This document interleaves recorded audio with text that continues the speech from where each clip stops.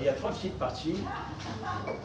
Première partie, qui je suis, bon, la plupart d'entre vous me connaissent, je suis un scientifique, je ne suis pas un médecin, mais je suis polyvalent. Hein, dans mes longues études, j'ai fait de la physique, de la chimie, de la mathématiques, bien sûr, mais aussi de la biologie, et même de la psychologie, de la sociologie, de la philosophie des sciences et de l'histoire des religions. Et pareil pour mes diplômes, j'ai un diplôme de mathématiques appliquées, un doctorat de 3 jours de psychologie physique, un doctorat d'état de physique théorique moléculaire, mais encore une fois, je ne suis pas médecin. Par contre, je connais bien le milieu médical.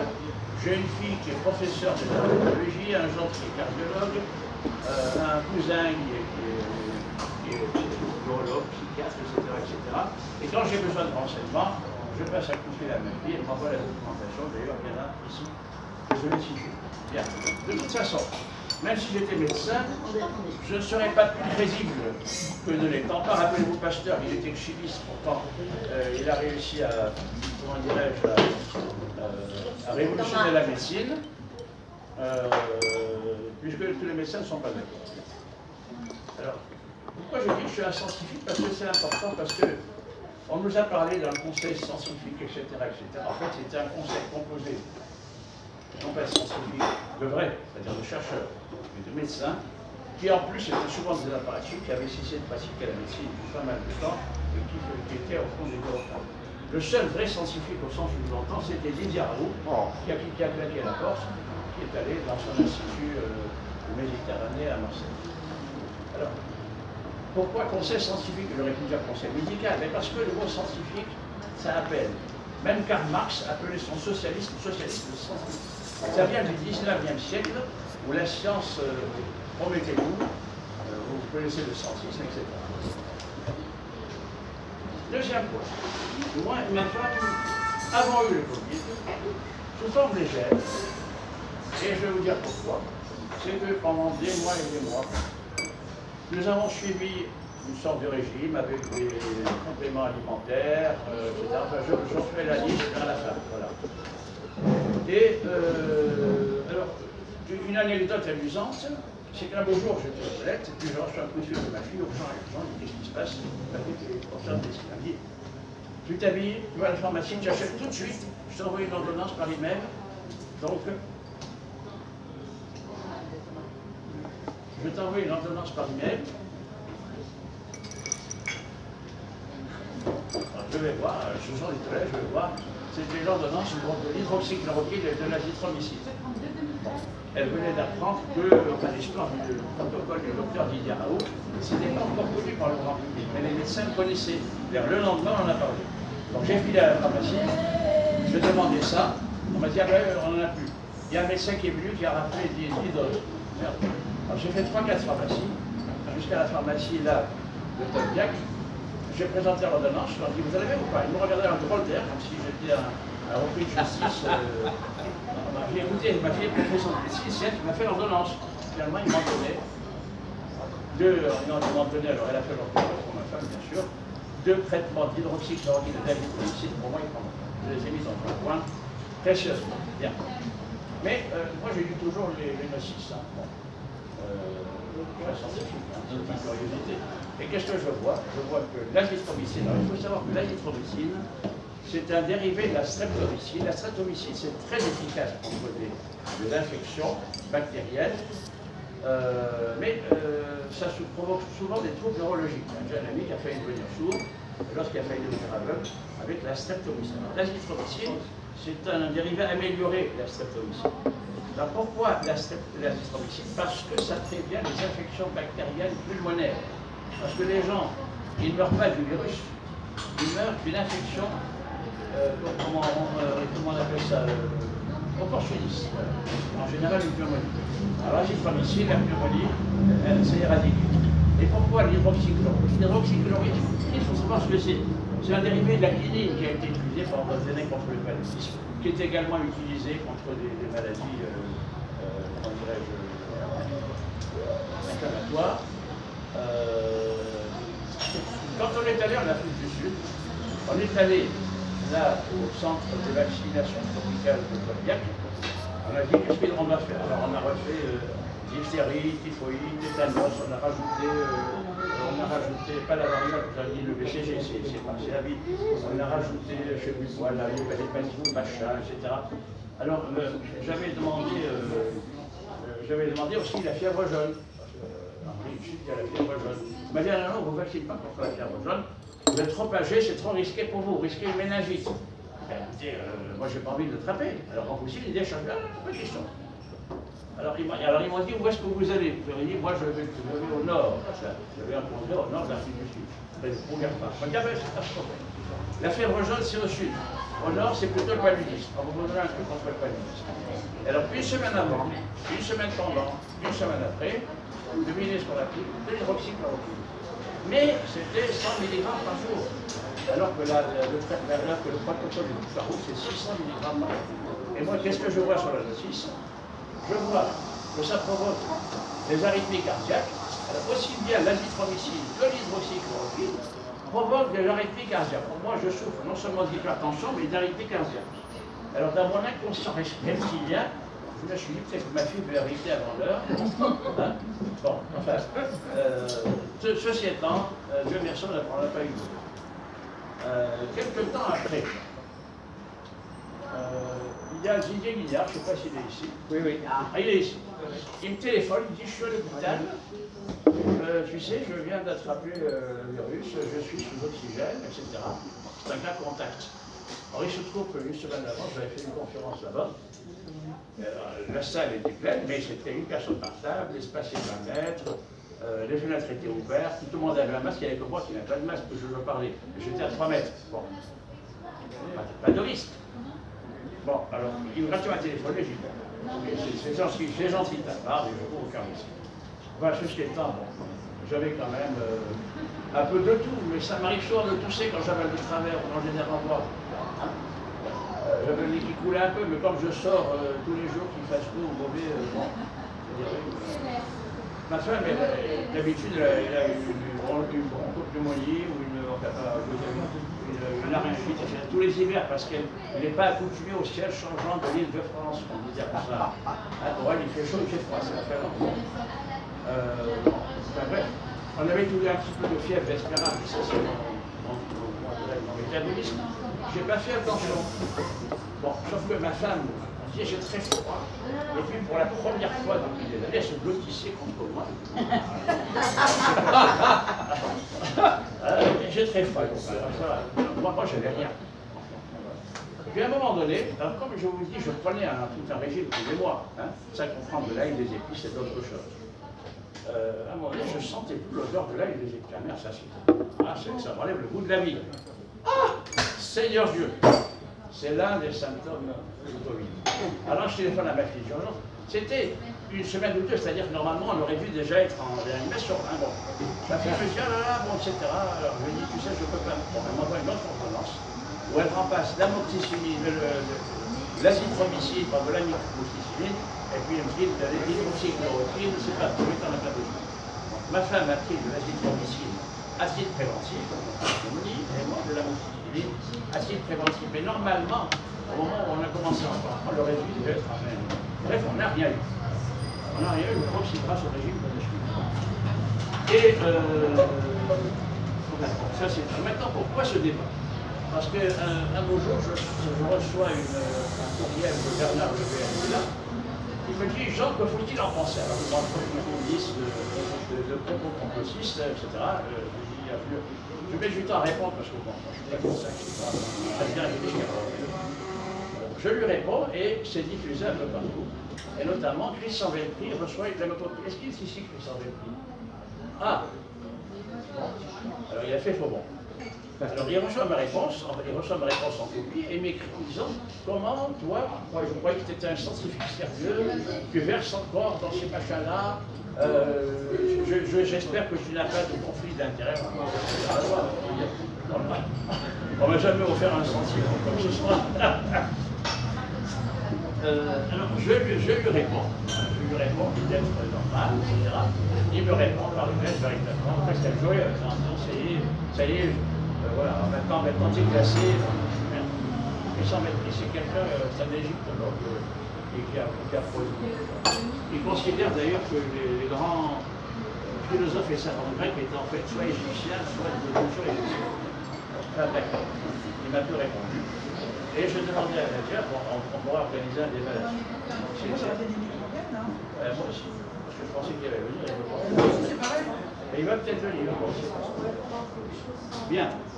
Alors, voilà pour le préambule. Ah, je ne vais pas dépasser le temps de 10 minutes. Maintenant, les origines de la pandémie. Alors, il y a deux catégories de thèses, les thèses dites complotistes et les thèses dites réalistes. Alors, je vais commencer par les thèses complotistes. Alors, s'il y a des médecins dans la salle qui me corrigent, s'il y a des complotistes dans la salle, tu veux qu'on regarde, je corrige. Voilà. Alors, attends, je vais quand même sortir ma documentation.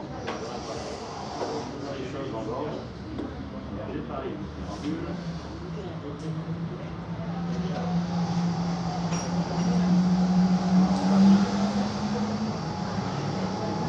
Oui, j'ai oublié que Bernard Lejeune, ici, m'a envoyé un document avec un certain nombre de questions. Qui sont les anti-vax? Peut-on être contre les vaccins? Qui se fait vacciner? Existe-t-il des anti-vax en France?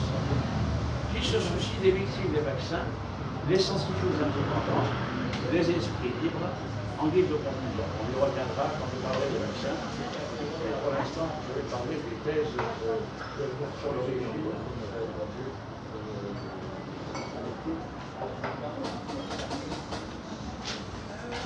de la pandémie.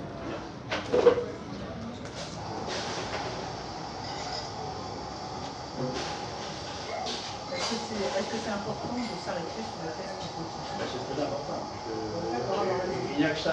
Mon fils, il me harasse avec ça en disant tu ne vas pas te faire vacciner, j'espère. Tu ne vas pas empoisonner ma mère, etc. Je ne lui ai même pas dit qu'on a eu le virus.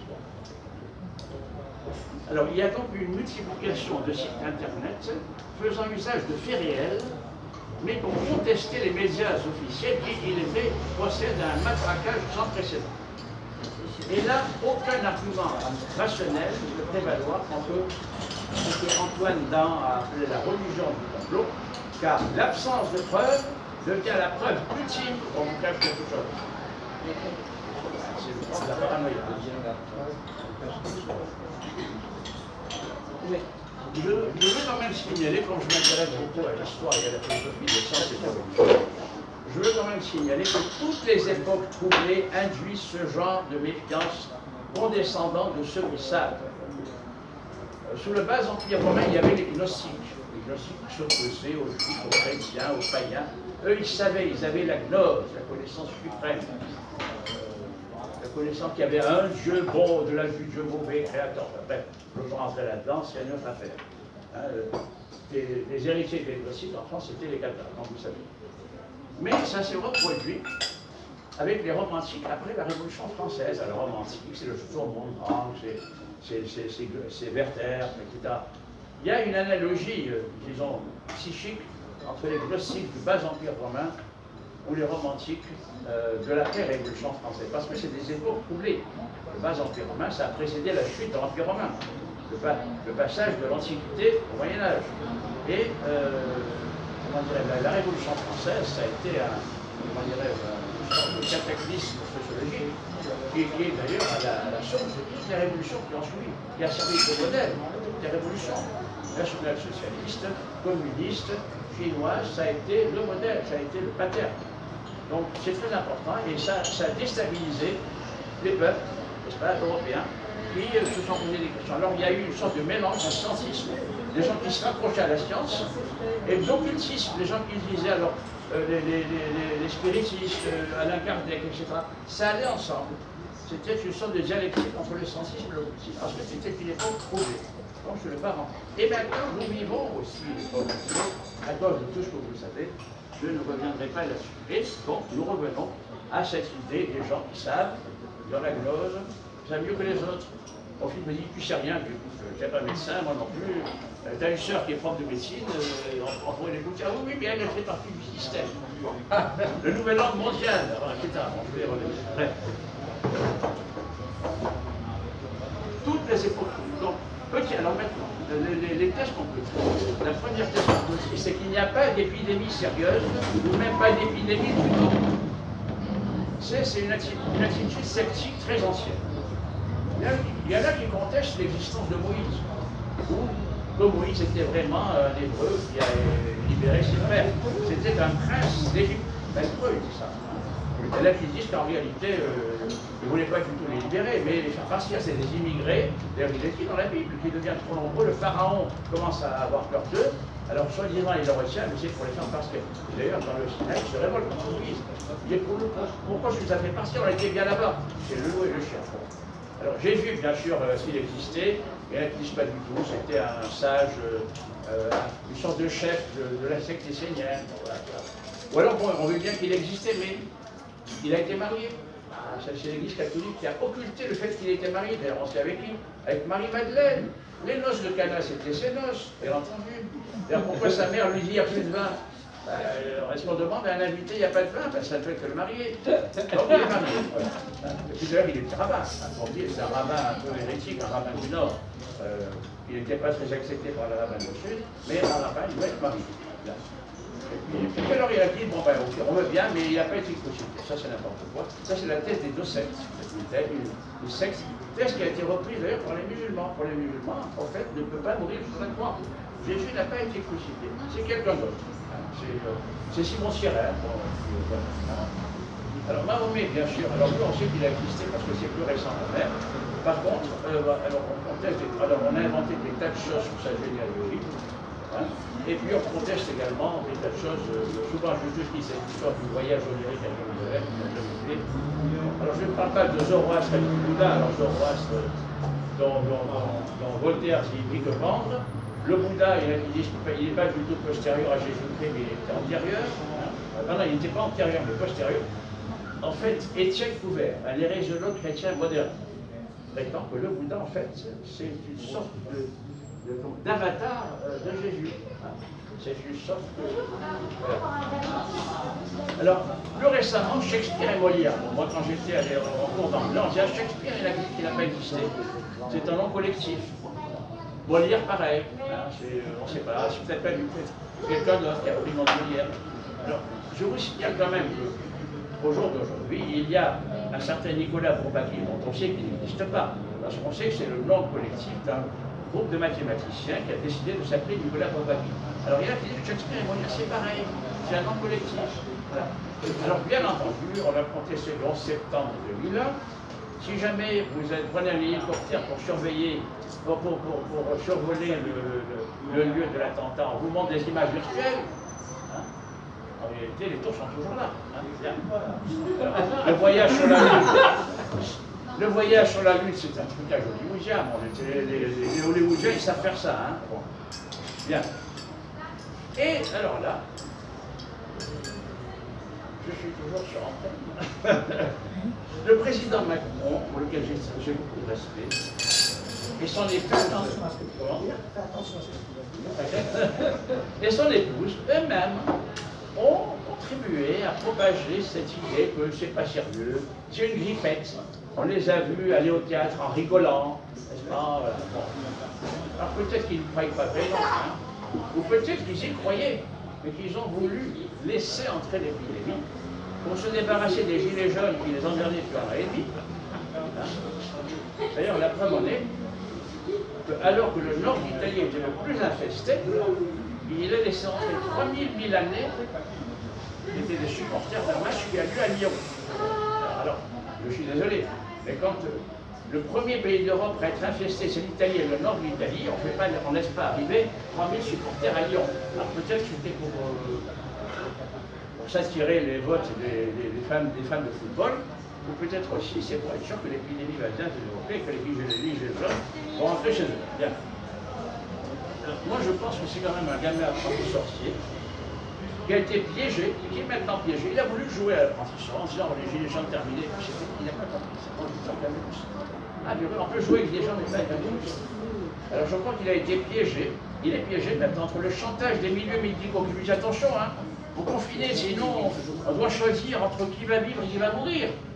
Oh là là, vous rendez compte déjà qu'on l'accuse d'euthanasie des personnes âgées, et celui des milieux d'affaires dit écoutez, il y en a marre, vous déconfinez, sinon c'est 1 million de chômeurs en plus. Il a voulu jouer au plus malin et il s'est fait piéger. Maintenant, je crois qu'il est sincère, parce qu'il cherche à s'en sortir, parce qu'il y a les milieux médicaux qui disent niet, et les milieux d'affaires qui disent allons-y. Bon, alors voilà, c'est la première thèse. Pas d'épidémie sérieuse, pas d'épidémie de bien. Deuxième thèse complotiste, il y a certes une pandémie, sérieuse ou pas, mais elle est amplifiée et utilisée, l'occasion créant le larron, pour restreindre les libertés publiques ou nous habituer à des mœurs halogènes. Alors, par qui? Par les dirigeants européens, la pensée unique, libérale au point de vue économique, et libertaire au point de vue des mœurs. Alors, des groupes musulmans, parce que les gels, les masques, les tests, les vaccinodromes, c'est quoi tout ça? Je vais vous citer un texte que j'ai reçu d'un collègue tunisien, ici, attends, je vais pas. Après, quoi qu'il en soit, c'est très simple. Les masques, on critique les femmes voilées, mais bon, les femmes sont voilées, même les hommes. Voilà. Alors, ça nous habitue, vous nous habituez. Comment dirais-je, les gels, bon, ça nous habitue aux ablutions quotidiennes, 5 ablutions quotidiennes musulmans, et la plus 3 chez les juifs, bien, elles se répètent à chaque fois qu'on change d'occupation. Ça, c'est dans le Lévitique. Chaque fois que vous changez d'occupation, vous avez une prière. C'est une prière pour dire que c'est sacré. Vous créez une vache, vous allez aux toilettes, vous lavez les mains avant en faisant la prière. Vous sortez des toilettes, vous allez manger, vous allez aux toilettes, vous allez dormir sur la tombe. Alors tous les musulmans, ils ont codifié 5 par jour. Et les vaccinodromes, c'est quoi? C'est la bête. Vous allez à la bête, avoir le passe vaccinal là. Alors on veut nous habituer à des mœurs halogènes avec tout ça. Et puis ensuite, alors, il y a les groupes sataniques.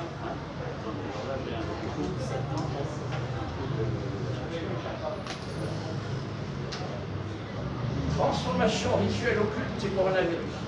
Comment le port du masque, le lavage des mains, la séparation sociale et le verrouillage sont des rituels occultes séculaires utilisés pour initier les gens à un nouvel ordre mondial. Alors, le nouvel ordre mondial, ça c'est la thématique oligarchie mondiale, nouvel ordre mondial. Vous remarquez que le nouvel ordre mondial, vous enlevez mondial et vous inversez, c'est ordre nouveau. Voilà. Donc évidemment, derrière le nouvel ordre mondial, qu'y a-t-il? Quand vous creusez, vous voyez des banques, Rothschild, Lazare, c'est pas rien. Voilà. Donc il faut savoir qu'un tiers des signes complotistes, quelle que soit leur nature, sont à tonalité antisémite. Alors là, on en rajoute, etc. Donc, en tant que dirigeant de haut niveau du monde concernant l'occultisme, y compris les ennemis du Christ, qui dirigent les 4 dynasties cachées de la politique, de l'éducation, de l'économie et de la religion, il ne devrait pas vous surprendre que toute la crise mondiale du coronavirus regorge de thèmes de symbologie occulte et d'initiation occulte rituelle. Et très franchement, de nombreuses églises chrétiennes ont été infiltrées par des pratiquants de la Kabbale, est un livre de mysticisme juif, de sorts magiques, d'enchantement, de numérologie artificielle et d'autres pratiques ésotériques et occultes que les rabbins orthodoxes utilisent au cours de leur vie quotidienne. Et apprennent maintenant aux dirigeants chrétiens à l'utiliser. Je passe. Donc voilà. Donc il y a épidémie, mais elle a été délibérément amplifiée et utilisée, comme je dis, l'occasion de créer le larron, pour restreindre les libertés publiques. Ça, c'est la partie politique, c'est le gouvernement français, les dirigeants européens, ou des mœurs halogènes. Alors, troisième thèse complotiste, la pandémie a été créée de toutes pièces, et propagée délibérément pour favoriser les intérêts de tel ou tel groupe. Il y a évidemment l'oligarchie mondiale, le nouvel ordre mondial, etc. Les multinationales, on va dire que c'est elles qui nous racontent des histoires de réchauffement climatique. On sait très bien, depuis l'exposé de notre ami Christian Marshall, que s'il y a réchauffement climatique, il n'est pas dû à l'homme, il est dû aux circonstances solaires et cosmiques. Il y a toujours eu des périodes de réchauffement et de refroidissement climatique durant les derniers millions d'années. D'ailleurs, notre civilisation date de la dernière époque glaciaire. Il y a des petites époques glaciaires également, comme l'époque de la Révolution française. Voilà, il y a des cycles avec plusieurs harmoniques, des grands et des cycles. Alors là, on est dans un cycle. Alors, s'il y a réchauffement climatique, c'est sûrement pas nous, c'est le soleil. Alors par contre, il y a évidemment de la pollution due à l'homme, comme l'a très bien montré Christian Marchal. Alors pourquoi est-ce qu'on voulait raconter ça?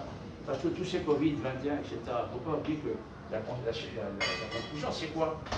Filer 600 milliards d'euros malheureux sous-développés pour les indemniser de notre méchanceté de peuple développé, en clair. Voilà, il faut piquer 600 milliards d'euros dans la poche des classes moyennes des peuples occidentaux, pour les filer aux peuples développés, on ne sait pas si ça va chez les pauvres ou chez les riches d'ailleurs, pour créer de nouveaux marchés, parce que les classes moyennes, elles ont ce qu'il faut maintenant, elles peuvent économiser. C'est pas intéressant qu'elles économisent. Ce qui est intéressant, c'est qu'elles consomment. Elles sont arrivées au bout de la consommation. On ne peut pas avoir 3 voitures, 5 portables. Donc, il faut que ces sous-développés consomment à leur tour. Donc, on va trouver une raison de piquer 600 milliards d'euros tous les ans dans la poche des développés pour les filer aussi. Donc, ça créera des marchés, des supermarchés, etc. Et ça, évidemment, c'est les multinationales qui ont intérêt. Donc, c'est un complot des multinationales. Alors, évidemment, il y a toutes ces histoires de grands remplacements, hein, parce que, bien entendu, les multinationales ont intérêt au grand remplacement, hein, puisque je vous dis, leur problème, c'est de créer une humanité faite de consommateurs, au final, pas de gens qui réfléchissent, pas de gens qui économisent, pas de gens mais de consommateurs. Et comme en Occident, on ne consomme plus beaucoup, il faut, d'une façon ou d'une autre, faire en sorte que les autres consomment. Alors, dernière hypothèse, les Chinois. Alors, les Chinois, parce que ce virus est sélectif. Il s'attaque aux hommes plutôt que femmes. Il y a 4 fois plus d'hommes que de femmes en réanimation. Il s'attaque aux personnes du groupe A plutôt qu'aux personnes du groupe B. Alors, le groupe A est typiquement occidental, le groupe B typiquement oriental. Il s'attaque davantage au registre négatif, qui est un groupe exclusivement occidental.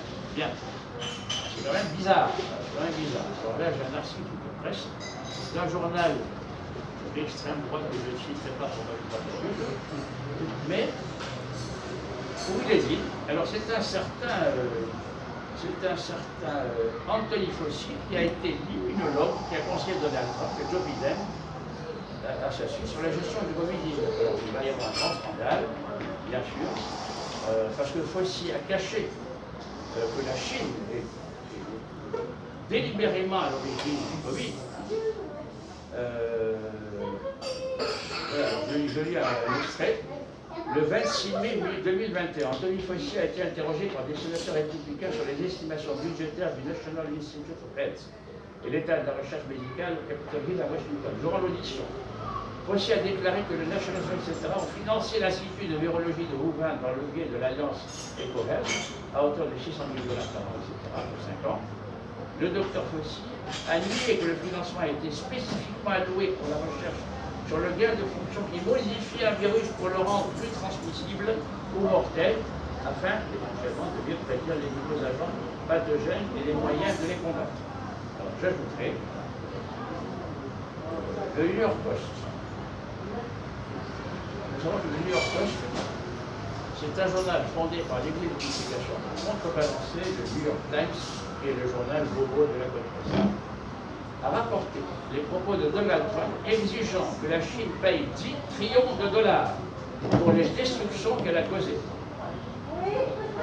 Et l'ancien président des États-Unis n'a pas oublié de mettre en cause Anthony Fauci. La correspondance entre le Dr. et la Chine est trop choquante pour qu'on l'ignore. Bien. Alors, cet éditorialiste conclut, nous ne sommes qu'au début de l'affaire Fauci, laquelle pourrait éclabousser le Conseil français avec des scandales en chaîne à suivre. Alors, je ne sais pas si on parlerait maintenant ou plus tard, alors si quand même maintenant. Alors pourquoi est-ce que les Chinois font ça? Alors on peut dire pour se venger. Vous voyez que la guerre de l'opium les a obligés à acheter de l'opium et à en consommer. Hein. Les Français n'ont pas été gentils. Hein. C'est comme ils voulaient obliger les Américains à acheter du thé et à payer la taxe. Bon, la révolution américaine vient de là. En Boston, ils ont pu tous les sacs étaient à la mer, et la France est venue les aider. Les Irlandais ont aussi obligé les Chinois, ouais. Alors là, ça se paye, ça. Hein. Vous voulez nous aider à consommer de l'opium, mais on va leur envoyer un virus. Puis on va leur vendre des masques. Ça, c'est la première hypothèse, la revanche. Deuxième hypothèse, l'impérialisme. Parce que ça a provoqué quand même des craintes sociales. Hein. Moi, je joue à la bourse, j'ai suivi un petit peu, et j'ai vu qu'il y avait des hauts et des bas. Et je pense que les Chinois qui ont des excédents à ne savoir qu'en faire, alors que nous, on est à 130% de dette du PIB. Ça ne m'étonnerait pas. Mais enfin, en tout cas, ils avaient l'occasion unique de racheter des entreprises occidentales à bas prix, hein, pas tout, parce qu'ils sont malins. Hein, ils sont très subtils. Très subtils. Là, ils sont en train de s'étendre au centre commercial. Ils ont mis le temps, mais une fois que la vente qui a dans l'ordre, on y va. C'est bien organisé. Donc, alors c'est peut-être par revanche, c'est peut-être par impérialisme, ou les deux. Hein, là, les résultats.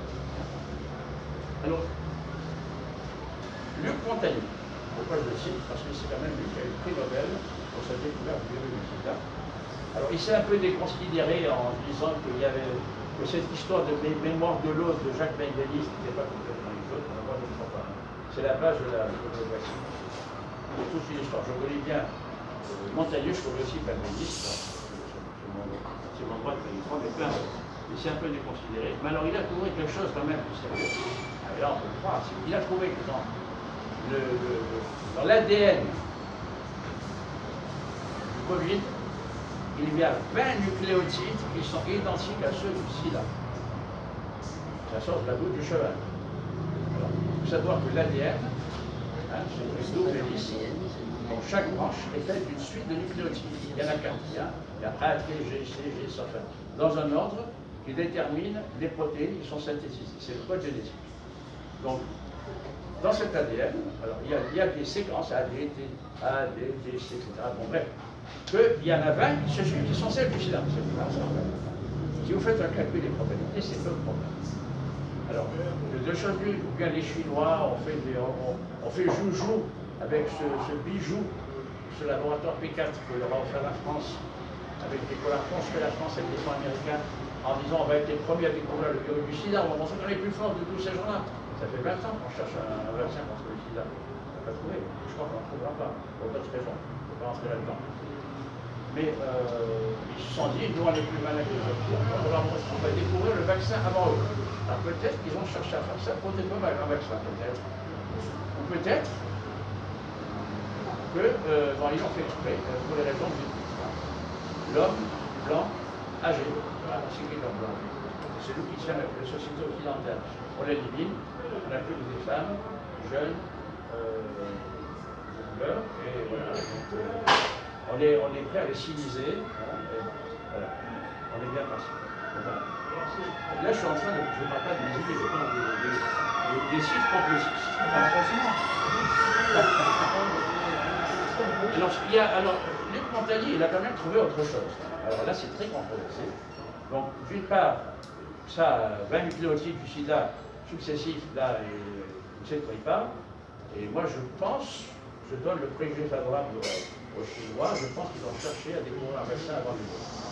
Et puis, comme ce sont des apprentis sorciers, ça leur a fait penser. Mais alors, il a dit autre chose, c'est qu'il a dit qu'il y a des variants, que la vaccination de masse peut engendrer des variants, ça on le sait. C'est très bien qu'une vaccination engendre des variants. La question est de savoir, bon, le degré de gravité de ces variants. Ça va faire bouger. Oui, je voulais dire quand même que, au tout début, il semble-t-il m'accuser de compilation. La vérité, c'est que j'ai un petit intérêt pour ça. C'est que pendant la chute des bourses, il n'y a pas que les Chinois, il y avait aussi notre serviteur qui en a profité pour acheter quelques actions de biotechnologie, etc. Ils ont beaucoup monté. Et bon, j'ai quand même payé 3 000 € là-dedans. Hein. Enfin, c'est pas ça qui va entamer ma probité scientifique.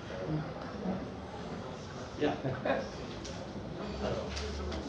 Gilead. Alors maintenant, je passe au petit mot. Gilead. Gilead.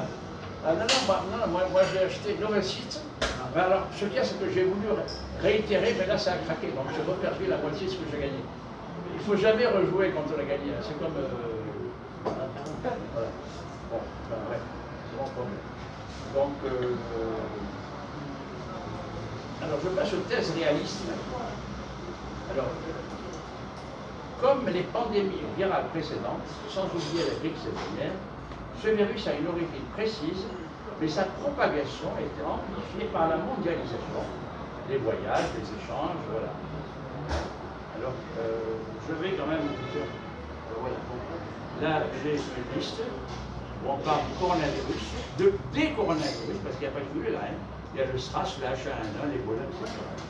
Comment se sont terminées les précédentes épidémies? Voilà, retour en arrière. Alors que le coronavirus a désormais pris une ampleur mondiale, comment s'étaient terminées les épidémies d'autres virus ayant secoué la planète ces dernières années, etc. LCI fait le point avec un chercheur du CNRS.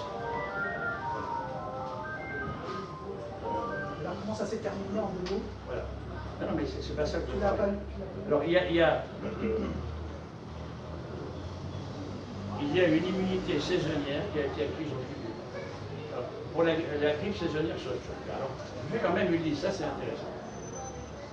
La liste ci-dessous nomme les pandémies les plus importantes de l'histoire. Elle souligne à chaque fois son origine, et parfois l'autre intermédiaire, et le bilan humain. La peste antonine, en 165-180, il s'agissait vraisemblablement d'une épidémie de variole, 5 millions de morts. C'était à une époque, ensuite, à une époque, il y avait un milliard de morts. L'épidémie de variole japonaise, en 735-737, 1 million de morts. La peste de Justinien, 541-542, et ça dure toujours 2-3 jours. 30 à 50 millions de morts. C'est énorme, c'est la peste de Justinien. C'était l'eau qu'il y avait à 1,24. La peste noire, ça en connaît. 1347-1350, là ça a duré 4 ans. Transmis par les rails, 200 millions de morts. La variole dans le Nouveau Monde, alors c'est nous qui l'avons amené dans le Nouveau Monde, hein. C'est un cadeau qu'on a fait aux Indiens, 1520, 56 millions de morts. La grande peste de Londres, en 1665, 100 000 morts. La peste italienne, 1629-1631, 2 ans, 1 million de morts. La pandémie de choléra, alors là on est en 1817-1923. Il y a eu plusieurs vagues, hein. Il y a quand même pas mal de morts. Il y en a eu plusieurs, 1 million de morts en tout. La troisième pandémie de peste, 1885, 12 millions de morts, ça c'est la Chine. La fièvre jaune, la fin des années 800, ça c'était Viridicus, on par les missiles, 158. Bon, la grippe russe, 1889-90, d'origine aviaire, 1 million de morts. La grippe espagnole, je connais que c'est 30 ans, ils sont restés 2 mois hospitalisés, des terreurs, je serais pas tout le temps.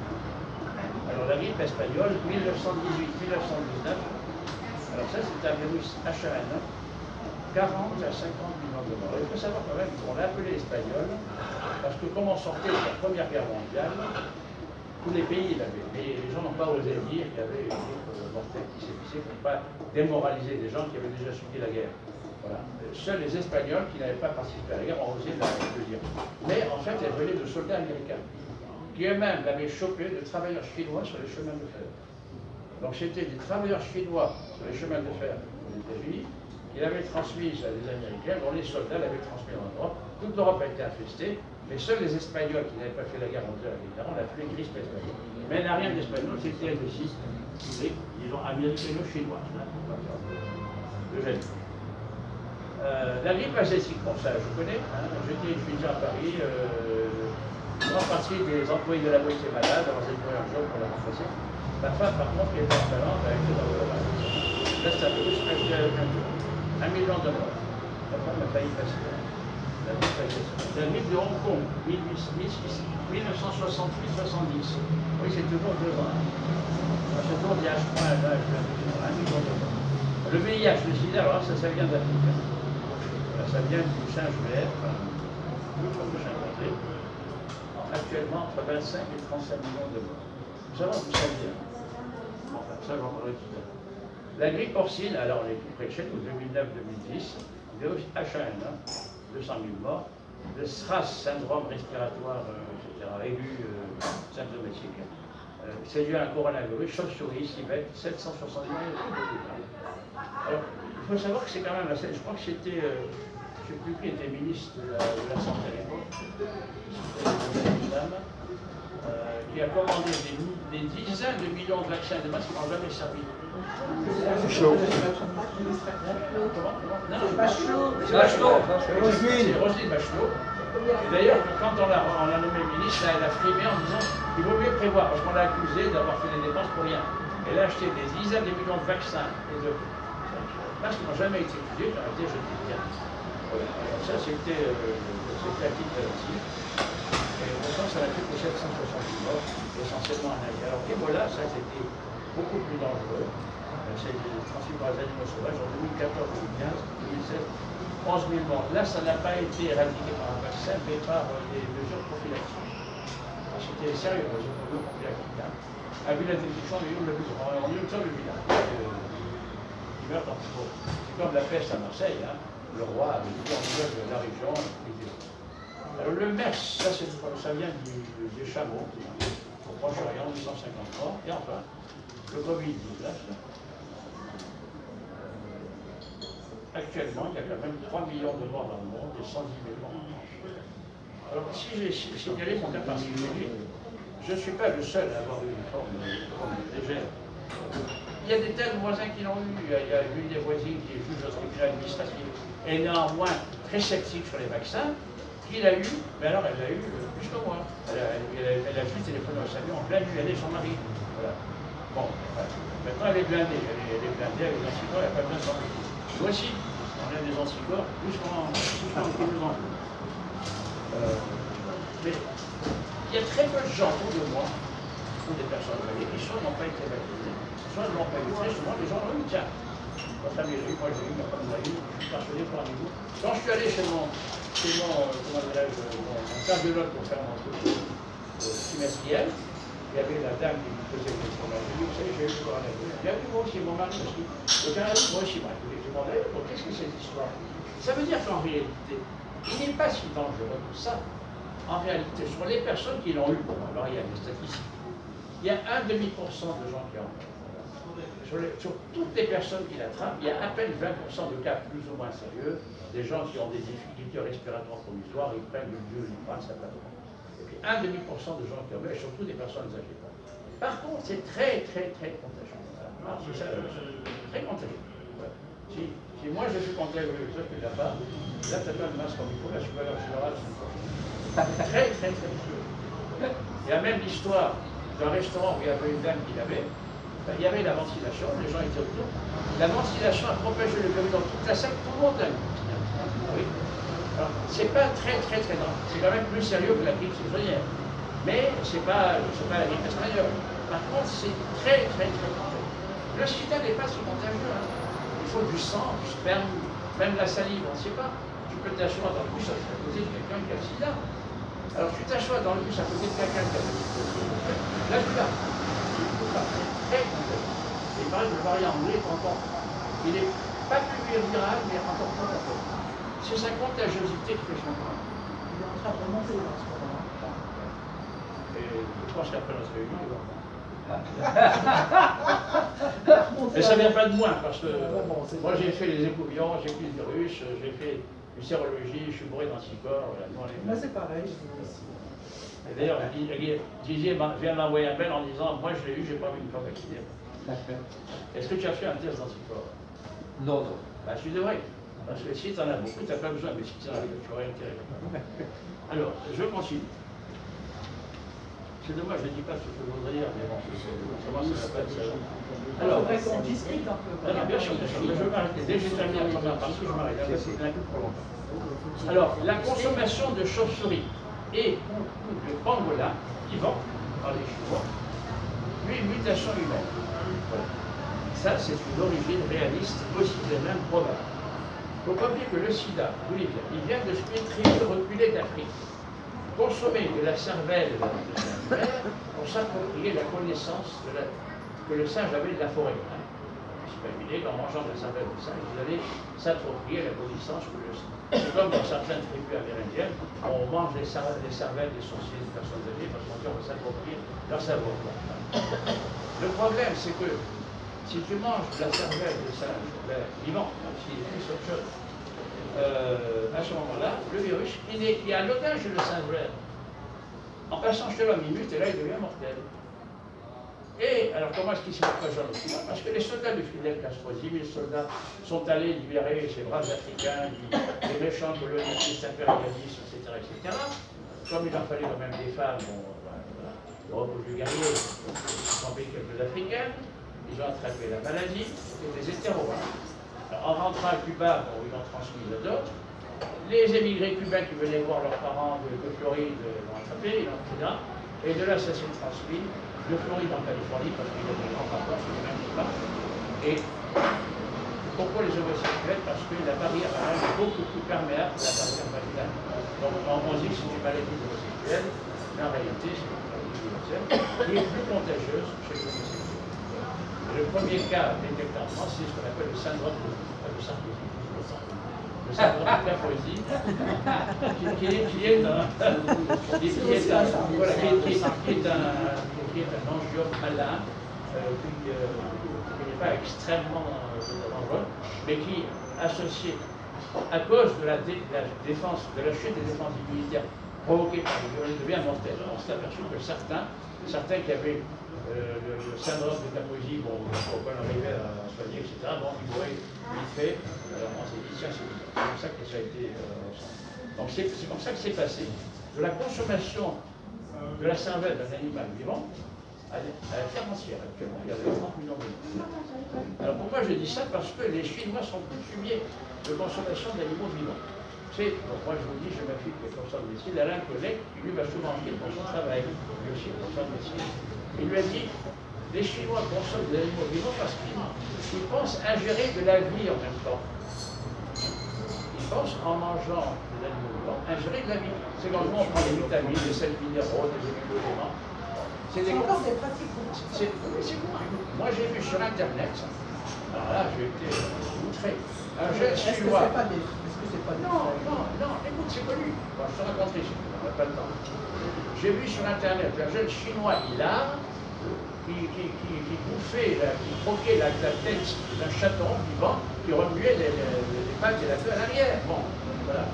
Hein? Et quand on était en Chine, on était à Taïwan, heureusement que l'organisatrice était végétarienne à l'organisme, mais on était ensuite à Changsha, qui n'est pas loin de Wuhan d'ailleurs. Incroyable. Et là, grand restaurant 5 étoiles, dans la salade, il y avait quelques petits vers, des insectes. Donc tu verrais ça dans un restaurant français, je dirais c'est pas proche, j'y viens plus. Bon. Là-bas, c'est une sorte de délicatesse qu'on te met dans les bons restaurants. C'est pas les gens beaucoup qui mangent, c'est les gens étoilés. Les pommes, voilà, ça coûte cher. Hein. C'est quelque chose, je veux dire, voilà. Hein. Voilà, c'est comme ça. Et alors, ma femme. Je suis stupide. Enfin, je t'arrête juste 2 secondes. Je suis stupide, ou alors, je sais pas, moi, j'avais jamais entendu parler de ça. En fait, l'histoire du château, moi, ça me paraît complètement différent. Moi, j'ai vu ça sur Internet. C'est vrai. Je n'ai pas pensé l'enregistrer. Non, je ne parle pas du singe, je parle de la chatte. Pour ça reste de ça, je me dis, les astuces pour les ça, alors, les petites bébêtes. Alors, ils mangent des chauves-souris vivantes, c'est cool. D'ailleurs, on a pensé au début, c'était des chauves-souris. Maintenant, on pense que des pangolins. Pangolins qu'on importe d'Afrique, d'ailleurs. On mange vivant. Parce qu'ils pensent que la vie, c'est une sorte de fluide dont on peut se nourrir. Voilà. Pourquoi je parle de ça? Parce que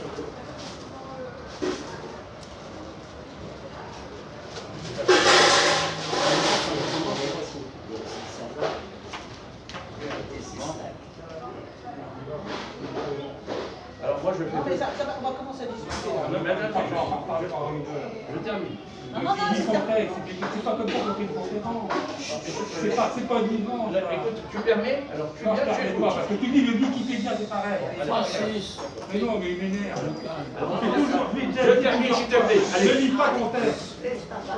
Quand tu fais une conférence, je t'interromps pas. Alors, tu respectes les autres. Mais non, mais il me raconte. Donc, alors, il y a une différence entre la Chine et l'Inde. Pourquoi j'ai cité toute cette série d'épidémies? Parce qu'elles sont toutes venues d'Asie et essentiellement de Chine. L'Inde ne nous a jamais envoyé d'épidémie. En ce moment, il subit de plein fouet l'épidémie. Mais eux ne nous en ont pas envoyé. Pourquoi? Mais moi, j'ai ma théorie, c'est qu'ils sont végétariens. Voilà. Et les virus végétaux, il y en a plein. Il y a le bruit de la mosaïque du tabac. Du fume du tabac infesté du bruit de la mosaïque, il n'y a pas de même, ils ne sont pas malades. Les virus végétaux, en passant chez l'homme, il y a une telle barrière du monde que ça ne mute pas. Alors les virus animaux, le sida en est un exemple, ils passent à l'homme, ils mutent, ils peuvent devenir mortels.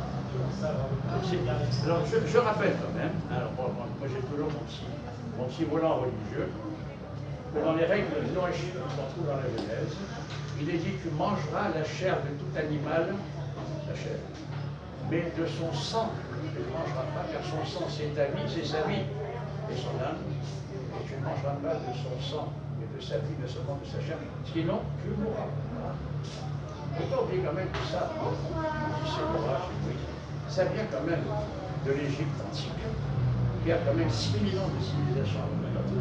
Et je pense que, comme disait Francis, les grands prêtres égyptiens, pendant que tous les autres travaillaient, ils n'étaient pas là à bailler au corneille, ils étudiaient la nature, ils observaient. Ils ont eu des tas de plaies. Alors il y en a qui sont décrites dans la Bible, les plaies de l'Exode. Mais ils ont dû en connaître des plaies, ils ont eu une expérience, et cette expérience a été transmise dans ce texte ancien. Alors attends, je termine. Alors les règles de distanciation aussi, je les trouve politiques, etc. Maintenant, dernier, alors, deuxième thèse réaliste, c'est que ce virus, alors, la première thèse réaliste, consommation d'alcool, etc., on a longuement parlé. Pour la deuxième thèse réaliste, je serai plus brève, il a été fabriqué au laboratoire P4 de Wuhan, qui a été construit par des Français, des bons américains, d'où le texte complotiste de ce journal d'extrême droite que je vous ai cité, soit dans un cas de recherche pure, soit dans le but de fabriquer un vaccin, ou peut-être une arme biologique. Et puis, alors, première sous-hypothèse, il y a eu une imprudence par manque d'hygiène. Alors, les Japonais vous diront que les Chinois manquent d'hygiène, etc. Oui, donc, il y a des sensibles qui travaillent là-dedans. Il n'a pas compris qu'il fallait mettre une combinaison avant, après, passer par un seul ici, bon. Alors, il n'a pas fait attention, il est rentré chez lui, il a fessé sa femme qui a jeté sa femme. Donc, c'est une imprudence, je pense, pour les gens. Soit une propagation délibérée, voilà, voir les textes complets. N'oublions pas que le cas qui a été observé au nord de Paris, parce que là, ça ne venait pas d'Italie, qui était de l'aéroport Charles de Gaulle. C'était un Chinois qui est venu faire escale, qui était allé dans un supermarché, il a tout sauté. Est-ce qu'il a été envoyé spécialement pour tout sauter comme les kamikazes japonais pour envoyer les Russes, ou bien est-ce que bon, c'est un brave qui venait faire ses emplettes? Voilà, donc voilà, il y a des thèses complotistes et des thèses réalistes, et si vous voulez, pour l'origine du virus, on peut s'arrêter là. Il y a beaucoup de choses que je voulais dire, je ne vais pas tout dire. Mais tu pourras le mettre sur le site si tu veux. Je ne mets rien sur le site. Donc voilà. Alors maintenant, on peut avoir une discussion et ensuite je passerai de la problématique qui est beaucoup plus brève. Oui, il y a 2 pages là. Bon, bah, il y a eu en effet beaucoup de choses. C'était très